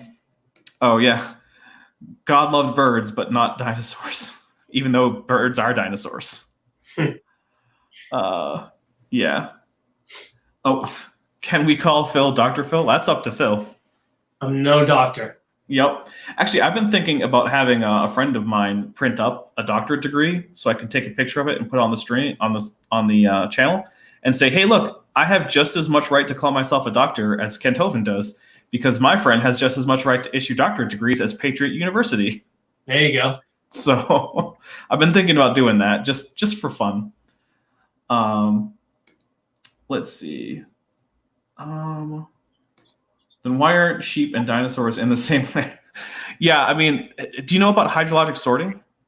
Are you asking me this? Yeah, that's a. It's something I'm only basically familiar with. Well, it's sort of like a explanation from creationists as to why the fossil record shows different organisms living in different layers. Okay. You know? And so they'll say that like, oh, the hard shell dense organisms sank faster in the water, and that's why you get like trilobites and clams at the bottom. And then reptiles, which they then say are more dense than mammals. I don't know why they say that, but they do. Are at the next layer up, and then mammals, which are even lighter, are in the layer above that, and then birds, which are the lightest, are in the top layers. Except that isn't actually the order that you find things in, and you can find clams all the way up to the top layers, and so the whole thing just doesn't actually work. But it's a thing that creationists try to do to explain away the data that makes them obviously wrong. Yeah. Okay, here we go. Random, but is Phil going to see Sonic the Sonic the Hedgehog movie? Is Phil going to see the Sonic the Hedgehog movie? No. No? Okay. Probably not. Probably not. Probably I don't go to see very many movies in theaters anymore. It's expensive for what you're getting. I don't see too many either. I don't either. It's been a long time. What is Dr. Phil's favorite? I believe they're referring to you and not the TV host. But that sounds like for you, that's a complicated question because you like a lot of drinks. Oh, you made me sound so terrible. Favorite drink. Nowadays I keep it really basic. So anything more difficult to assemble than a gin and tonic, it's just not happening. So wait, you're not still making your own bitters? No, that takes too much time. But you have a whole shelf of them, custom-made bitters. Not anymore. Life's changed. I guess 2 kids will do that, huh? It will do that to you. So again, if it's more complicated than gin and tonic, forget it. Okay. But is gin and tonic your favorite drink? I love some gin and tonic. All right. Have I told you about the prickly pear gin and tonic? You have. Yeah. Have you tried it? I don't know if I have. I do have. Well, I don't know if I have them anymore. I used to have prickly pear bitters. Ooh. I actually had some prickly pear sour that I made some whiskey sours with. That was pretty good. That does sound good. Yeah. That's very good. But yeah, go find a place where you can buy prickly pears. Just use one and put the juice, a little bit of the juice in a gin and tonic. I mean, just add it to taste. But the flavor profile is a lot like a cucumber muddled gin and tonic. It's a little sweeter than that, but it's pretty similar. And prickly pear doesn't have that much flavor, I don't think. They're a mellow sort of a fruit, but they have that same kind of like crisp, refreshing taste that you get out of cucumbers. Very nice. Let's see. From Nestle 20, creationists accept that all cats have a common ancestor, which in the Genesis Paradise Lost movie was depicted as a tiger with a lion mane. I remember that. Etc. Having the information of all cats. Yeah. So it's a weird thing with creationists where they'll take this whole family of animals like Felidae and they'll say, oh yeah, these all descend from the same original cat that God made way back in the day. And it's like, okay, well, all the cats are more diverse than all of the great apes. So why aren't all of the great apes, humans included, part of the same kind? And it's like, because they don't want, humans to be related to chimpanzees. Sure. And we do keep it mostly PG-13, but holy F, a contender for Jim Major's mustache. From God's Auditor. From Monk Mayfair, what's Phil's favorite gin for gin and tonic? Asking such difficult questions. I know, because there's so many. There is so many. People dismiss Tanqueray, but Tanqueray puts out some good gin. They do. Their Rangpur is amazing. Aviation is good. Death's Door is good. We have some local distilleries here where I am. There have some fantastic gin. Boy, the list goes on and on. Yeah. Any of the ones I just mentioned, if you haven't tried, try it. You won't be upset. You won't be disappointed. What about for a martini? Ooh, a martini. That's a me question. That's a you question. I'm asking. I like Citadel gin for a martini. Because it's very light. Okay. Really get in the way. Does that make sense? No, I get it. Yeah. Phil, you could be Mario or Luigi for Halloween with that marvelous mustache. Thank you. You're right. That is a good idea, actually. Yeah. And what you need is to get someone who is either shorter and fatter or taller and skinnier who also has a mustache to be your counterpart. Agreed. We could do it like a duo. Phil's a member of the mustache kind. Do you know about the whole creationist and kind thing? Kind? Yeah. So lumping the categories into kinds. Well, so it's this attempt to explain why you can fit all the animals that you need to on the ark, basically, without there having been like hundreds of millions of animals on the ark. Okay. And it basically says, okay, evolution can happen, but only a little bit, and it happens after the ark. So there's a dog of kind, and there were 2 canines on the ark.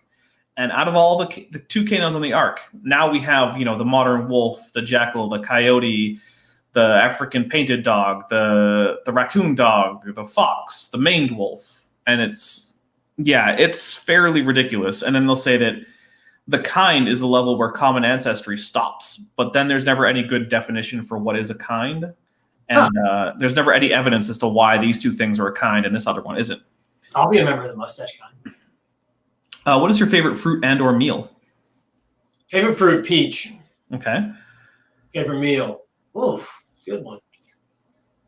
I love seafood. Okay. Love it. Let's see.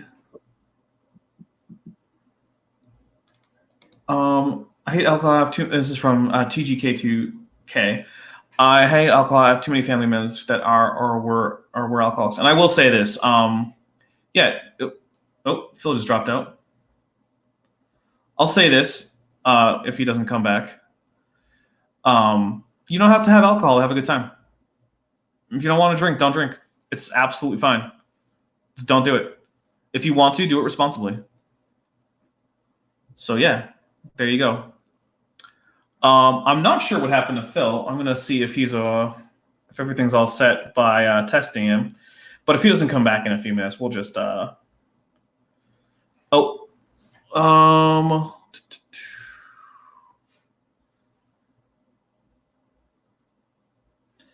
there he is. He's back. Don't ask me what happened. Hey, it's all right. There was just a little message, and I was just saying, hey, look, you don't have to drink to have a good time or to have, a party or any of these things. If you don't want to drink, please don't. And if you decide to drink, do it responsibly. Of course. And as a little kid, you had the time of your life. You weren't drinking. Right. Exactly. So yeah, I go with the whole, like, when I drink, it's because I'm having a good time, and I feel like sometimes it's enjoyable to do that too. I especially don't drink if I'm not feeling like I'm having a good time. That's one thing I will say. If you're not feeling good, it's not the time to drink, because you will end up feeling worse. Agreed. But let's see. All right, we only have a few more minutes, so if you have any questions, get them in the chat now, because Phil has to get going. Got to. What is your favorite character in a movie, game, or book from Trim Tarask? Jeez. I know. So many hard questions. It is a hard question. Game. I'm assuming the game means like video game. Okay. I'm assuming. Well, I mean, I guess it could be a game, or it could be any other kind of game that has characters, I guess. Like Colonel Mustard? Yeah, sure. Colonel Mustard could be your favorite character from a game. Why not? Or Mr. Body. Maybe you're a big fan of Mr. Body. Yeah. Favorite character in a movie? I don't really game. I don't really book. I mean, historical books can work too. You can pick like Teddy Roosevelt, I guess. Absolutely. So, favorite character from a book? I read a lot about again, not nonfiction, and a lot about Revolutionary War era history. So Francis Marion, aka the Swamp Fox himself, Mm-hmm. Very, very intriguing character. So if you don't know about him, check it out. Well, there you go. And then in a movie, I don't know, character in a movie. I don't know. You don't have to have one. Woody, From Toy Story? Toy Story. Fair enough. That's right. Do you think that I, Dapper Dino, should be the main antagonist in Jurassic World 3? Should I be the one chasing Chris Pratt and what's her name, Dallas Howard Price around? Yes, you should. Okay. For sure. Without a question. I mean, obviously. I mean, look at I got the nice little yellow nose and the cool blue horns. I mean, the hat. the hat. I mean, monocle. Come on. It's only a matter of time before they go that direction. It's purple with Kent while talking about the alcohol. So the thing about the Kent with Bent is I drink during those because I start out having a good time and I want to make sure that I don't stop having a good time, because by the end I would be if I didn't help myself a little bit along the way there. If I'm being honest. From Nestling 20, creationists be like, slow evolution over millions of years. Pff, that's ridiculous. Super fast hyper evolution producing dozens of species of cats within a century. That sounds legit. Yeah, that is basically a lot of young Earth creationists. Dap Dino, did he say so? Yeah, what do you think of my channel? I think we covered a little bit, but we can repeat. Oh, what do I think of your channel? Yeah. I think it's great. I think it's awesome. I think you're having a good time. You seem to be enjoying it. Oh yeah. I think I find the content very interesting. Oh, the people you talk to, interesting. Sometimes it's over my head. I think you have a very niche audience. Yeah, there are times where I feel like I need to bring the level down a little bit, but I'm not sure how to. No. But if you know what, I'll say this. If you see something of mine and you feel like I didn't really explain the sort of high level terms and whatever, put it in the comments and I will I'll take a look at that. I will do that. But I'm enjoying it. Good. I'm looking to see Bryce Dallas Howard. Oh, I said her name wrong. Bryce Dallas Howard. Howard. Yeah, Ron Howard's daughter. Yeah. Sorry, Bryce. I mixed up your middle and your first name. Of course, Bryce Dallas Howard is definitely watching this stream. Oh, she's here taking story notes for the next Jurassic World movie. Obviously. Do you know the Muffin Man? Definitely. Okay. I mean, he's on Drury Lane, right? He is. Yeah. Let's see. Everyone has their one meaning of life. What's yours? One meaning of life? I'm not sure everyone does have that, but if you have one. I know. I haven't even figured out what I'm gonna do when I grow up yet. Firefighter, isn't it? I mean, it's a common thing that 7-year-olds say, like, I'm gonna be a firefighter. I know, right? And then you did it. And then I did it. I just want to be a good person to everyone, and I want to raise kids to be good adults.